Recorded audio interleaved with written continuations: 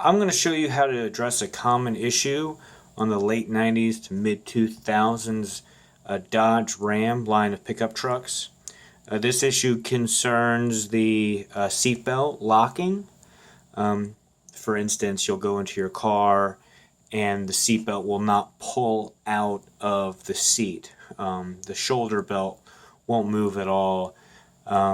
This happened in my dad's car. There's been multiple times where he's been locked in the car because there's so much tension he couldn't unbelt it. And so there are some videos on YouTube, and they correctly diagnosed the issue as being this is the seatbelt control module being an issue that is causing that problem. And in most of those videos, they simply bypass it. They use one of these pins that has battery power when the ignition is on to power the solenoid that allows the belt to spin freely. But however, I didn't want to go and do all that, and plus I didn't want to have it so you needed the ignition to be on for the belt to pull out. And so I just took this module out and I decided to figure out what was going on with it. And so you can see here it's kind of like plastic riveted here. And so what I did is I just went with my trusty little drill, very slow, just to kind of pop those rivets off. And then you can take off the lid. And if you look at this circuit board, everything looks pretty good. It doesn't look like there's any burns or any corrosion or anything. So it's okay. So let's kind of dig in a little bit further. I can kind of slide this out, and then if we flip it upside down, we can check out a similar device that is in one of my previous videos concerning the Toyota Tacoma. You can see there, there's a ball. You can hear it rattle around in there. And then the way that this works is that, there it is, there's that silver ball bearing.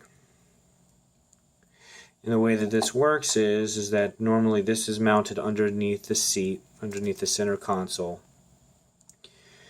And so the vehicle pitches or rolls, this ball moves out of its little seat. You can see the bottom end of the seat, and it pushes this lever up. It pushes the lever down. And when it's out of its seat, pushes the lever up. And then it triggers the solenoid to not fire.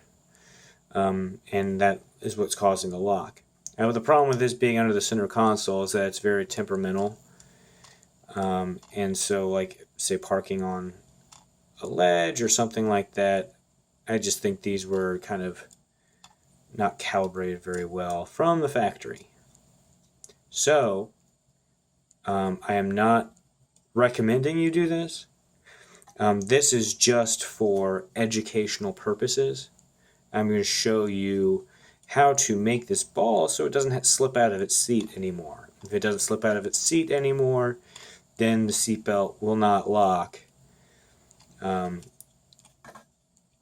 And basically what I found is I took a mechanical pencil eraser I had laying around. I can kind of just cram it in there gently. Now that is going to keep this paddle from moving up. That is going to keep this ball in the seat. I'm going to shove that in there. You can hear it's not rattling around. Alright, now definitely don't do this. I mean, it's bad if you do this. I'm not liable for you if you do this. But this is just a demonstration of how it works. Just so you know, this device basically only is triggered with the ABS, or if there is like a rollover incident or an impact. However, there is still a device within the ratcheting mechanism of the seatbelt itself, that will lock if you, say, come to an abrupt stop or like you try to pull it out quickly. And so that's an easy way to kind of bypass that without splicing wires, without tearing the seat back up. And it took like, 10 seconds. Anyway, remember, don't do this. It's a bad idea. Just a proof of concept for you guys who are still kind of curious of how this little magic box works. Alrighty, well, good on you. Have a good day and rest easy.